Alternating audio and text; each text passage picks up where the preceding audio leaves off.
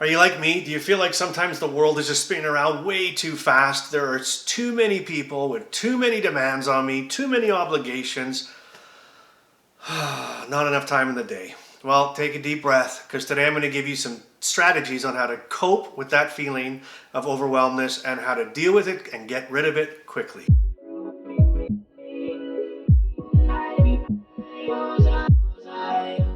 Well, welcome to today's program. My name is Bryce and this is Doing Life Today.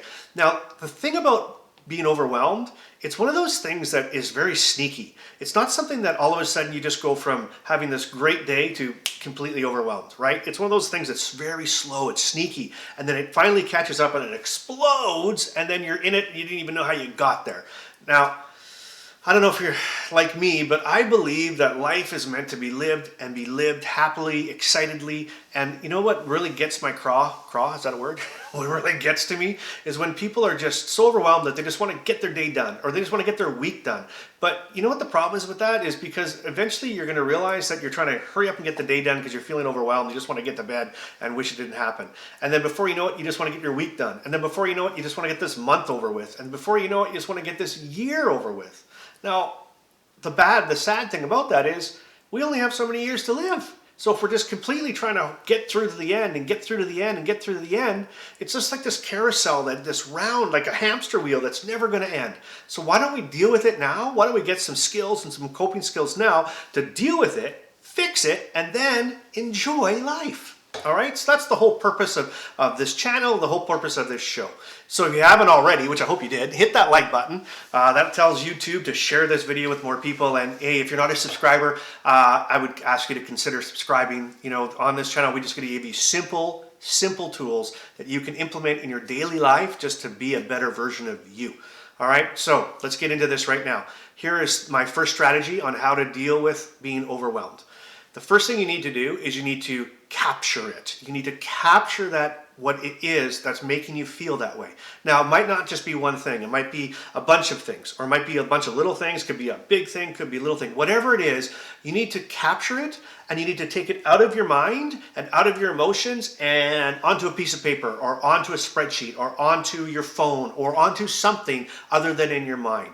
What it's going to do, it's going to pull you away from that situation or situations, whatever it is, so that you can start looking at it from a different angle. So what you need to do is capture it and figure out exactly what it is that's making you feel overwhelmed.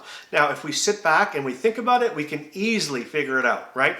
The kids are stressing me out. My job is stressing me out. I have too many, whatever it is, just take it out of your mind and put it on a piece of paper or put it somewhere else. You need to acknowledge and capture these feelings. You can't ignore them. You can't just go to bed and hope they're not going to be there in the morning. And the more you ignore them, the worse it's going to get. So capture them, acknowledge them, and write them down somewhere. Or talk them into your phone, whatever's easiest for you. Just get them out of your head, okay? Because that leads into strategy number 2. All right, so the second strategy is to chunk them. Okay, so you've written down some of the things that are overwhelming you, all the things that you need to get done or that people need you to get done. Now I want you to chunk them into different categories, like different buckets, right?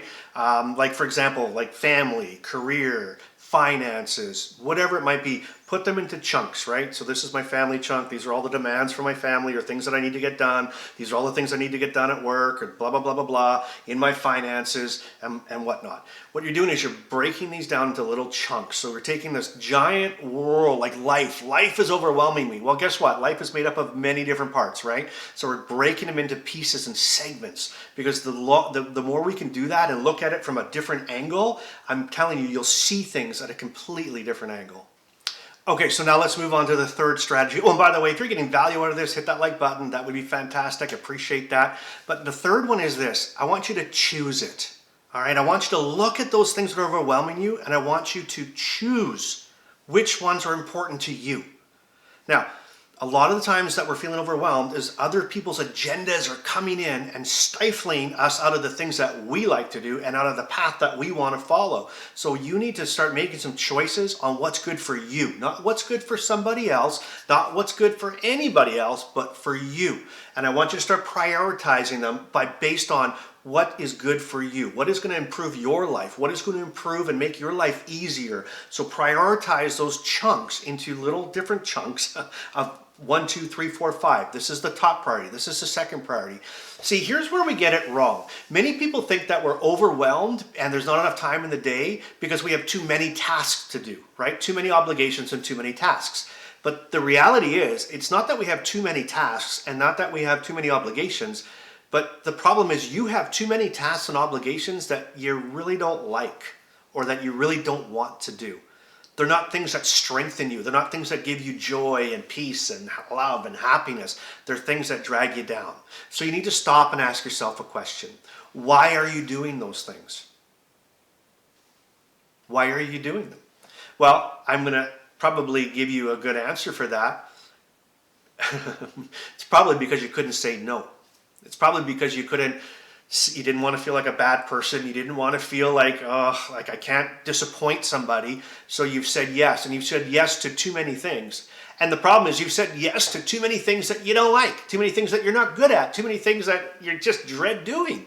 So the more the things that you dread doing, they stifle out the things that you enjoy doing.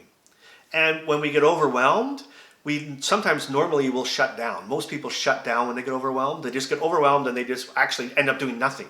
So the problem with that is the things that you don't like doing have overwhelmed you to the point where you've shut down and now you're not doing anything, even the things you like. And now it's getting worse. Okay? So you have to be able to say no. You're going to have to. You're going to have to get up, get some you-know-whaters and just say no to some things, especially the things that you honestly don't enjoy doing.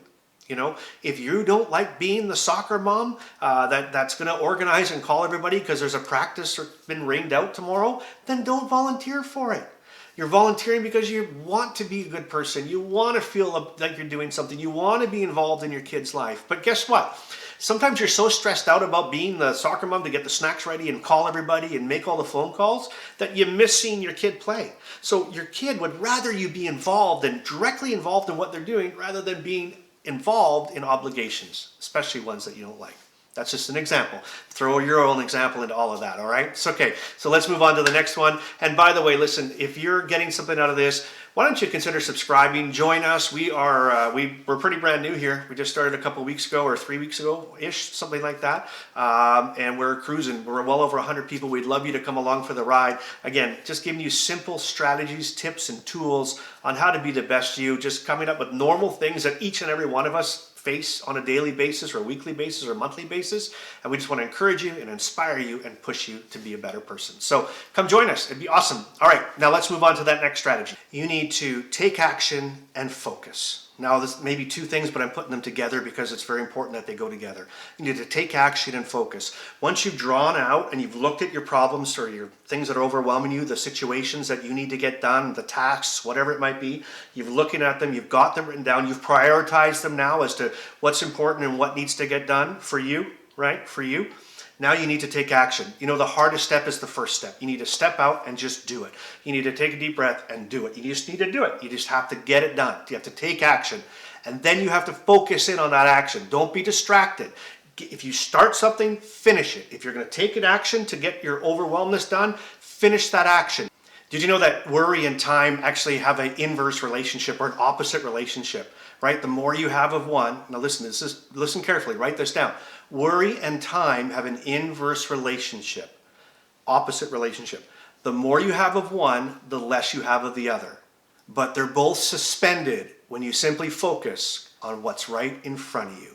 So today, as of right now, I want you to focus in on what's going to make you happy. Do the things that are going to make you happy. Do the things that are going to improve your life. And then today, you can start enjoying your life and not feeling overwhelmed every day.